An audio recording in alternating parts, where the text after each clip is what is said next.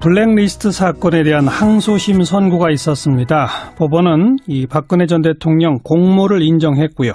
그리고 1심에서 이 혐의에 대해서 무죄를 받았던 조윤선 전 청와대 정무수석 유죄가 인정돼서 실형 2년 선고돼서 법정 구속됐네요.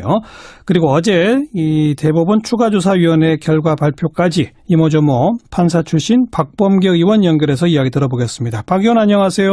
네, 안녕하십니까. 오늘 항소심 선고 결과 예상하셨습니까? 네, 예상을 했습니다. 아무래도 1심 재판보다는 훨씬 빼도 박도 못하는 증거들이 제출이 됐기 때문에 유죄가 나올 것으로 봤습니다. 그 빼도 박도 못하는 증거들은 1심 때까지는 발견되지 않았던 것들이죠? 박준우 전 수석, 정무수석의 증언이 애매모호했었는데요. 청와대에서 박근혜 청와대에서 만들어졌던 문건들이 캐빈에서 발견돼가지고 그 증거로 제출되면서 박준우 수석이 증언을 바꿨습니다. 조윤선 수석이 보고를 받았다라고 그렇게 돼서 유죄가 나온 것으로 보여집니다. 그 특검팀이 구형한 거는 김기춘 전 실장은 7년 그리고 조윤선 전 장관은 6년을 구형했는데 선고는 4년, 2년이에요. 이거는 어떻게 보세요? 유죄가 나왔다는 것에 이제 의미를 둬야 될 것 같고요. 특히 조윤선 전 장관에 대해서는 법조계 내에서 이런저런한, 일종의 좀 거들어주는 그러한 흐름들이, 직접적이진 않지만, 보였는데, 어쨌든 유죄가 나왔다는 것이 의미가 있고, 형량 2년 선고는 낮은 형량은 틀림없습니다. 조금 아까 법조계에서 이모저모 거들어주는 흐름이라고 표현하죠. 그게 뭐예요? 그렇지 않습니까? 이제 아무래도, 조윤선 변호사 출신이고, 국내에서 가장 큰 로펌에, 몸을 담았었고, 그러다 보니까 법조계 내에 이런저런 떠도는 얘기들이 있습니다. 그런 것이 하나의 흐름으로 재판에도 왕왕 간접적으로 영향을 미치기도 하죠. 이렇게 귀담아 들을 얘기는 아닙니다. 그런데 상식적으로 보면 이 블랙리스트를 주도한 것은 청와대고 정무수석실이고 그죠? 네네. 그걸 실행한 건 또 문화체육부인데 그죠? 네. 조윤선 전 장관은 청와대 정무수석을 지내고 곧바로 문화체육부 장관도 하지 않았습니까? 네, 그렇습니다. 그런데 그 밑에 있던 차관이나 비서관까지 다 실형을 선고받았는데 조윤선 전 장관만 유독 그 혐의가 무죄로 됐던 1심 그게 이상했던 거 아닌가요? 네, 맞습니다. 박준우 수석의 증언이라는 게 기억이 확실치 않다는 얘기였죠. 근데 상식적으로 그것은 조윤선 전 장관이 수석할 때나 장관할 때나 상하관계에서 드러나는 여러 가지 이 간접 정황 증거들을 봤을 때 모를 수가 없는 상식이 법관의 눈에는 1심 재판부의 눈에는 상식으로 통하지 않았다라는 그래서 많은 비판을 받았습니다. 이제 유죄가 결정된 것으로 일단 좀 정의가 바로 잡혔다 이렇게 볼 수 있겠네요. 정상으로 좀 돌아왔다고 생각이 됩니다. 좋습니다. 그리고 오늘 재판부가 좀 특별히 박근혜 전 대통령 이 지원 배제를 포괄적으로 승인했다. 이른바 공모관계가 인정된다라고 하는 거를 판결문에 남겼는데 이거는 그 박근혜 전 대통령에 대한 재판도 아닌데 판결문에 굳이 전 대통령을 명시한 이유가 뭘까요? 1심 재판에서 역시 마찬가지로 박근혜 전 대통령의 공범 관계가 공소장에 있다 보니까 김기춘 비서실장이나 또는 조윤선 수석에 대한 공범으로 박근혜 전 대통령이 있었는데 1심 재판에서 참 엉뚱하게도 보수를 지지하는 국민들을 박근혜 대통령이 지지 기반으로 하고 있기 때문에 좌파 지원 축소, 우파 지원 확대 이거는 큰 문제가 없다. 헌법이나 법령 위반이 아니다라는 정말 판사로서는 이런 판단할 수 있을까 싶은 예를 들어서 우리 헌법은 진보나 보수를 가리지 않고 문화국가 원리를 추구하고 있고요.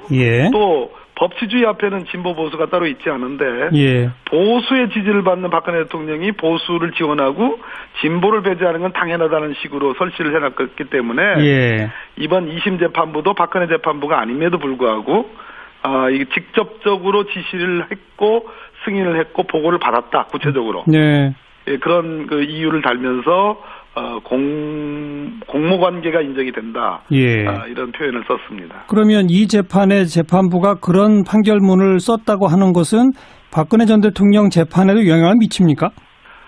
대단히 크게 영향을 미칠 것 같습니다. 왜 공소안이 박근혜 전 대통령에 대한 사실상의 이유유죄거든요. 예. 주문과 이유로 판결문은 구성되는데 이거는 박근혜 대통령 재판부가 아니기 때문에 주문에는 뭐 박근혜 대통령 유죄 표시를 못하지만 예. 이유 중에는 매우 구체적이고 매우 개별적인 사안에 대해서 보고를 받았고 지시를 했다. 예. 특히 문제 있는 영화를 상영한 영화관에 대해서는 구체적으로 지원을 배제하라. 예. 또 부산국제영화제 지원을 배제하라. 또 지원을 삭감해라. 이런 아주 구체적인 지시를 대통령으로서 했다는 어떤 표현을 했기 때문에 예. 아마 박근혜 대통령 재판에 직접적으로 영향을 미칠 걸로 그렇게 생각이 듭니다. 지금 박근혜 전 대통령에 대해서 그 검찰이 기소하고 구형한 데에 블랙리스트 관련도 다 들어가 있지 않습니까? 그렇습니다. 이미 그러면 그 구형량에도 반영이 되어 있는 거죠? 그렇습니다. 오늘 나온 이 판결문이 구형량에 무슨 또 영향을 미칩니까? 지금 박근혜 대통령의 재판은 크게 두 가지로 나눠져 있는데요. 하나는 국정농단, 이 블랙리스트 포함해서요. 예. 그 18개 혐의인가 아마 그랬을 겁니다. 그런 예. 재판이 있고요. 예. 별도로 추가 기소된 그 특활비 그렇죠. 재판이 있습니다. 예. 그래서 뭐 전체적으로 워낙 혐의가 많아가지고 예. 뭐 구형량에 영향을 미치냐 안 미치냐는 것은 그거 자체가 뭐 조족지혈과 같은 네. 그런 느낌이 듭니다. 알겠습니다.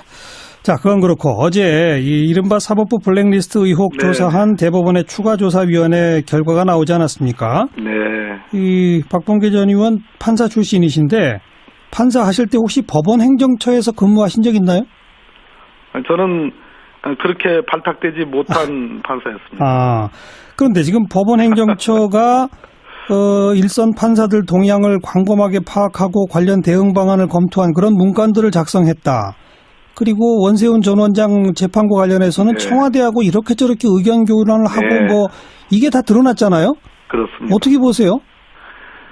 적어도 이거는 박근혜 국정농단 이상의 사법 유린 행위로 저는 생각합니다. 사법부 독립이라는 게 그동안 법원은 마치 외부로부터 침해 소지가 있다고 늘 얘기를 해왔는데요. 예. 근데 사법부 독립이 내부에서, 법원 내부에서 어떻게 처절히 짓밟힐 수 있는지를 생생히 보여준 한 장면들이 그대로 드러났다, 이렇게 생각을 합니다. 예. 아주 참담하고 참혹하기 그지 없습니다. 예. 내부에서뿐 아니라 외부와도 청와대랑 이렇게 법원 행정처가 의견 교환하는 게 맞아요? 그거는 이미 박근혜 국정농단에서 2016년 말부터 2017년에 걸쳐서 이미 김기춘 비서실장, 우병우 민정수석을 중심으로 한 사법부에 대한 직간접적인 영향과 여러 가지 농단 행위들이 지적이 되어 왔습니다. 증거가 없었을 뿐이죠. 예. 김영한 민정수석의 소위 업무 일지에 보면 그것을 충분히 추단케 할 만한 여러 내용들이 나옵니다. 그렇죠. 그것에 조응해서, 그것에 화답해서 법원 행정처가 이런 식의 문서들, 국정원의 기관요원의 분석 보고서 이상 뺨치는, 예. 그 참 좋은 머리로, 그 많은 배움으로 그 엘리트 판사들이 이러한 보고서를 만들어낸 걸 보면서 경악을 금치 못하다. 박근혜 국정농단은 능히 그렇게 해왔고 지금 단죄를 받고 있습니다. 근데 예. 거기에 예. 조응을 했다는 것 자체가 참으로 참혹한 참담한 일입니다. 뭐 우리 청취자분들 다 아시지만 혹시나 착각하실까봐 법원 행정처에 근무하는 분들은 행정직원이 아닌 거죠. 판사들 중에 뽑힌 판사들입니다. 그러니까요. 지금 문제가 되는 문건들은 가장 엘리트 법관들입니다. 그러니까 그 문제가 되는 그 문건들은 그 판사들이 작성한 거죠. 맞습니다. 판사가 다른 판사들이 어떤 성향을 가지고 어떤 동향을 하고 어떤 연구회에 가입하고 이런 걸 조사해서 문건을 썼다는 거죠? 소위 정말로 경악할 일은 거점법관이라는 겁니다. 저는 뭐 원세훈 재판부에 대한 사찰 능히 할 거라고 생각했었고요. 예. 그것이 드러난 건데 그거보다도 거점법관, 법원 행정처 출신의 법관들을 통해서 각 지역의 거점 법관하고 그 법관들이 동료 법관들을 뒷조사했다. 소위 말하는 이게 빨대라는 거 아니겠습니까? 예. 이거는 있을 수가 없는 네. 일입니다.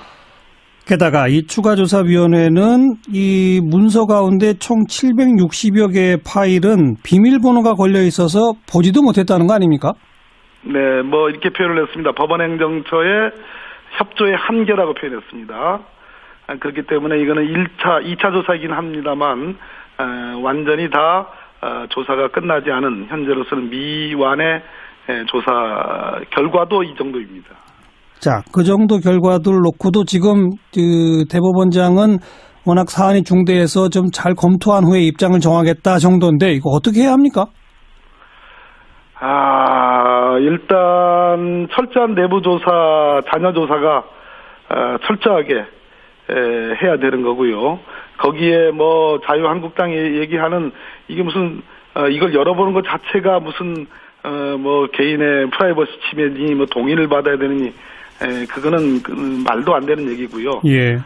이것은 삼권 분립의 한 축이 그냥 뭐 석가래가 하나 뭐 빠지는 게 아니라 와르르 무너져 내린 거기 때문에 예. 정말로 내부의 철저한 진상조사가 저는 이루어져야 된다 이렇게 생각합니다. 내부의 철저한 진상조사, 강제 수사는 안 되지 않습니까? 법원 내에서는. 그 부분에 대해서는 제가 조금 입장을 좀 정리를 하고 내일쯤에 좀 표명을 할까 싶습니다. 아직은 조금 오늘은 조금 이른 것 같습니다. 예. 사실 지금 뭐 드러난 결과로 봐서는 말씀하신 것처럼 이 삼권 분립의 한 축이 와르르 무너져 내린 그런 어떤 현상들이 보입니다만 그렇다고 해서 이걸 강제 수사하기 위해 검찰이 뛰어들어라. 이것도 참 애매한 거 아닙니까? 바로 그 지점인데요. 제가 조금 더 정리를 해서 내일 공식적인 뭐 저희들 회의를 통해서 그렇게 좀 말씀 좀 드릴까 싶습니다. 예, 아주 적절한 지적이기도 합니다. 예. 워낙 이게 지금 중차대한 사안이라 정말 좀 입장 정리가 필요하시다는 말씀도 이해가 됩니다만 일각에서 특검 얘기도 나옵니다. 그것도 검토 대상이 될 수 있을까요?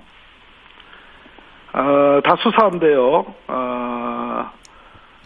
조금 더 저에게 시간을 좀 주시죠. 예. 자, 그건 그렇고 우리 박범계 의원께서 이 다스 관련돼서 내부 고발자들의 녹취록을 몇 개 공개했었죠?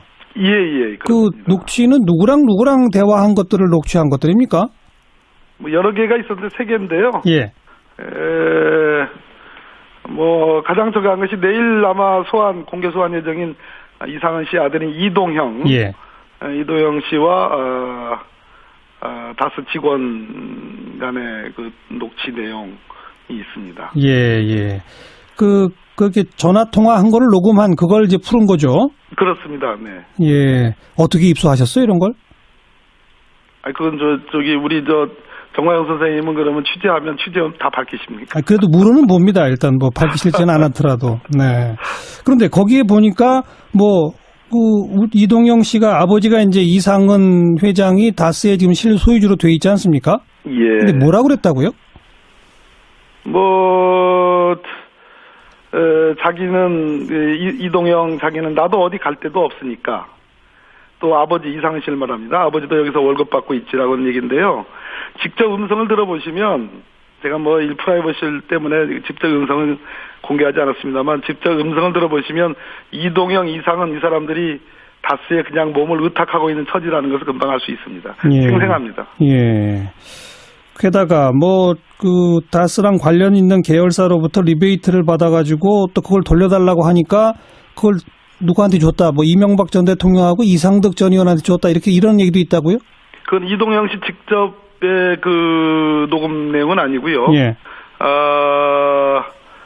거기에 이제 돈을 오랫동안 상당한 6억 이상을 그렇게 리베이트로 제공했던 예. 쪽 사람이 예. 아니 왜 우리 이렇게 리베이트 주면서 이렇게 충성했는데 왜 갑자기 거래처를 중단하느냐. 예. 돈 돌려달라 하니까 그 돈 이동영이가 그 돈 이상득 이명박 두 사람에게 전달했다고 하면서 오리발 내밀더라라는 다른 사람의 전언입니다. 예, 예. 이런 녹취 내용 등들도 다 검찰에 지금 제출이 돼 있는 거죠? 지금 이제 수사가 투트랙 서울중앙지검, 서울동부지검 있는데 동부지검에는 제출이 돼 있지 않을까 하는 추측은 갖고 있습니다만 제가 뭐 검찰과 이게 교류를 해보지 않았기 때문에 예. 정확히 알지는 못합니다. 뭐 일단 언론에 이렇게 보도됐으니까 검찰도 파악은 하고 있겠네요. 그리고 내일 아마 그런 차원에서 소환하는 거 아닌가 싶습니다. 네. 그래서 이런 녹취까지 들어보시니까 박범계 의원은 다스가 누구 거라고 생각하세요? 저는 뭐 우리 국민들이 생각하듯이 저는 여러 근거를 가지고 저는 MB 소유일 가능성이 매우 높다. 이렇게 표현할 수밖에 없습니다. 정관 선생님. 네. 네. 그렇게 저는 판단하고 있습니다. 당장 내일 이제 이상덕 전 의원 또 이상은 씨의 아들인 이동형 뭐 이런 분들이 다 소환됐습니다. 이게 바로 그 가까운 친인척까지 가는 걸로 봐서는 이명박 전 대통령에 대한 소환도 임박했다라고 봐야 되겠죠? 동계올림픽이 있고요. 등등인데 지금 수사가 아까 말씀드렸듯이 스위스 140억 반환받은 거, 그다음에 다스 비자금 소유관계 이런 것들이 양쪽으로 이루어지고 있는데 이 수사를 종합해야 될 것 같고요. 예. 또 특활비 수사가 있지 않습니까? 그렇죠. 그래서 뭐 소환을 안 할 수 없는 상황인 것 같고요. 근데 시점이 어느 시점이냐는 것은 뭐 제가 판단하기는 어렵습니다. 알겠습니다. 네. 여기까지 들을게요. 고맙습니다. 네, 감사합니다. 더불어민주당 박범계 의원이었습니다. 공소장이 있다 보니까 김기춘 비서실장이나 또는 조윤선 수석에 대한 공범으로 박근혜 전 대통령이 있었는데 1심 재판에서 참 엉뚱하게도 보수를 지지하는 국민들을 박근혜 대통령이 지지 기반으로 하고 있기 때문에 예. 좌파 지원 축소, 우파 지원 확대 이거는 큰 문제가 없다. 헌법이나 법령 위반이 아니다라는 정말 판사로서는 이런 판단할 수 있을까 싶은 예를 들어서 우리 헌법은 뭐 진보나 보수를 가리지 않고 문화국가 원리를 추구하고 있고요. 예. 또 법치주의 앞에는 진보 보수가 따로 있지 않은데 예. 보수의 지지를 받는 박근혜 대통령이 보수를 지원하고 진보를 배제하는 건 당연하다는 식으로 설치를 해놨기 때문에 예. 이번 2심 재판부도 박근혜 재판부가 아님에도 불구하고 이게 직접적으로 지시를 했고 승인을 했고 보고를 받았다 구체적으로. 네. 예, 그런 그 이유를 달면서 공모 관계가 인정이 된다. 예. 이런 표현을 썼습니다. 그러면 이 재판의 재판부가 그런 판결문을 썼다고 하는 것은 박근혜 전 대통령 재판에도 영향을 미칩니까? 대단히 크게 영향을 미칠 것 같습니다. 외교관이 전 장관은 6년을 구형했는데 선고는 4년, 2년이에요. 이거는 어떻게 보세요? 유죄가 나왔다는 것에 이제 의미를 둬야 될 것 같고요. 예. 특히 조윤선 전 장관에 대해서는 법조계 내에서 이런저러한 뭐랄까요, 일종의 좀 거들어주는 그러한 흐름들이 뭐 직접적이진 않지만 예. 엿보였는데 어쨌든 유죄가 나왔다는 것이 의미가 있고 형량 2년 선고는 뭐 낮은 형량은 틀림없습니다. 조금 아까 법조계에서 이모저모 거들어주는 흐름이라고 표현하지 그게 뭐예요? 그렇지 않습니까? 이제 아무래도 조윤선 변호사 출신이고 국내에서 가장 큰 로펌에 몸을 담았었고 그러다 보니까 법조계 내에 그런 이런저런 떠도는 얘기들이 있습니다. 그런 것이 하나의 흐름으로 재판에도 왕왕 간접적으로 영향을 미치기도 하죠. 이렇게 귀담아 들을 얘기는 아닙니다. 그런데 상식적으로 보면 이 블랙리스트를 주도한 것은 청와대고 정무수석실이고 그죠? 네네. 그걸 실행한 건 또 문화체육부인데 그죠? 네. 조윤선 전 장관 박근혜 전 대통령에 대한 사실상의 이유유죄거든요. 예. 주문과 이유로 판결문은 구성되는데 이거는 박근혜 대통령 재판부가 아니기 때문에 주문에는 박근혜 대통령 유죄 표시를 못하지만 예. 이유 중에는 매우 구체적이고 매우 개별적인 사안에 대해서 보고를 받았고 지시를 했다. 예. 특히 문제 있는 영화를 상영한 영화관에 대해서는 구체적으로 지원을 배제하라. 예. 또 부산국제영화제 지원을 배제하라. 또 지원을 삭감해라.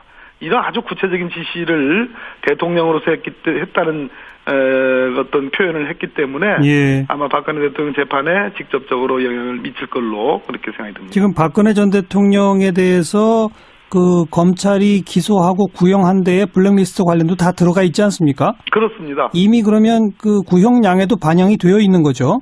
그렇습니다. 오늘 나온 이 판결문이 구형량에 무슨 또 영향을 미칩니까? 지금 박근혜 대통령의 재판은 크게 두 가지로 나눠져 있는데요. 하나는 국정농단, 이 블랙리스트 포함해서요. 예. 그 18개 혐의인가 아마 그랬을 겁니다. 그런 예. 재판이 있고요. 예. 별도로 추가 기소된 그 특활비 그렇죠. 재판이 있습니다. 예. 블랙리스트 사건에 대한 항소심 선고가 있었습니다. 법원은 이 박근혜 전 대통령 공모를 인정했고요. 그리고 1심에서 이 혐의에 대해서 무죄를 받았던 조윤선 전 청와대 정무수석 유죄가 인정돼서 실형 2년 선고돼서 법정 구속됐네요.